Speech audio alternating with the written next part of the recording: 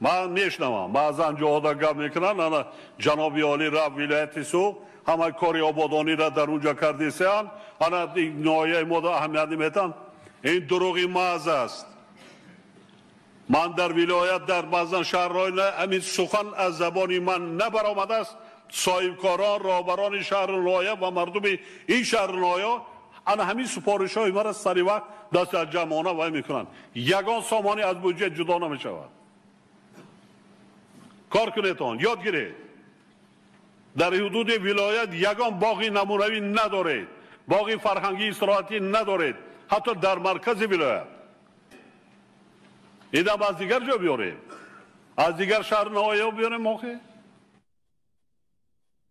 باعث افتخار و خوشحالی است که در یک دهه دوردست کشور پرچم و نشان دولتی با میدان آباد و زیبا، مکتب معاصر، مؤسسه‌های زمانوی طبی، راههای چراغان و دیگر انشاءات مهم قامت افراخته سیمای دهه به شهرک حاضر زمان مانند شده است.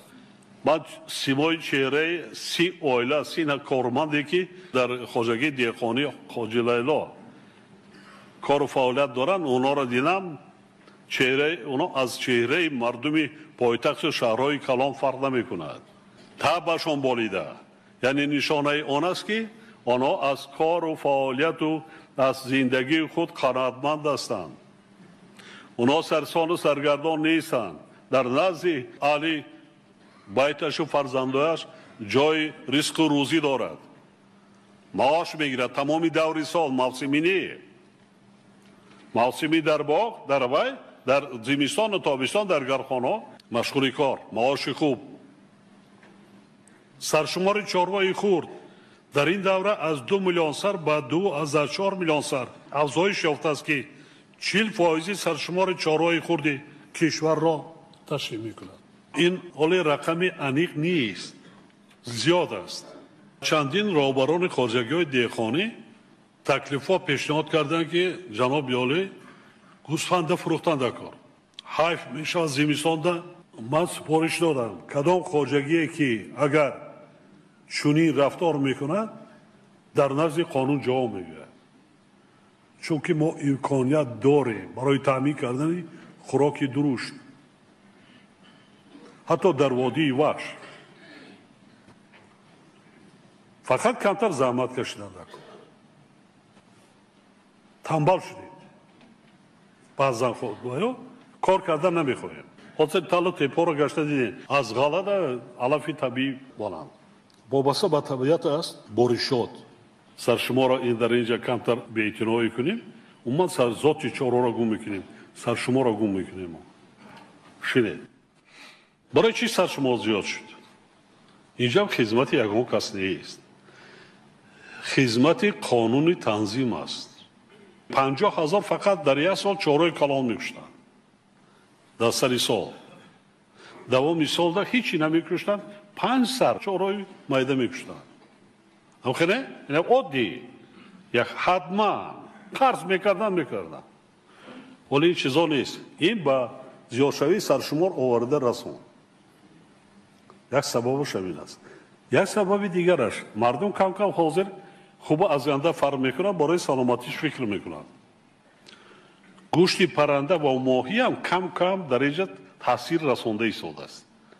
بیشتر مردم حاضر گوشت پاریزی میکنن.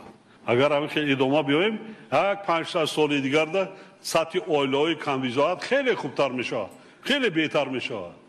همین نیست؟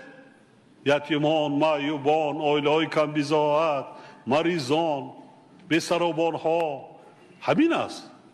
تعلیمات دین مبین اسلام تربیت است، اخلاق است.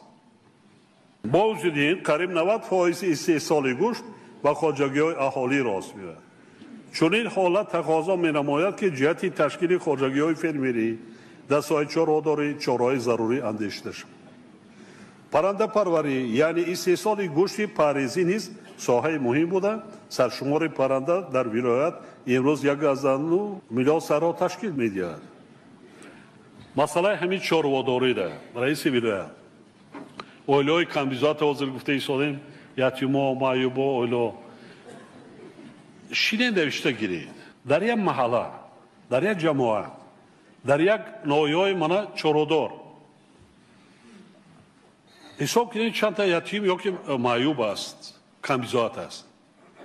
ماه رمضان حاضر نمی ما کرده ممکن ده می‌دارد. اونایی که صدقه کردنی میخوان جمع شویم در یک دهه چند تا می اویله است تقسیم کنیم. چند گوسفند میشه چند بوز یا یک گوده ما همون را جمعانه گیریم و همون اویله را تیم. اگر اون آرد و روغن ما یک وقته باشه یک هفته لیکن این گوساله گوساله میکند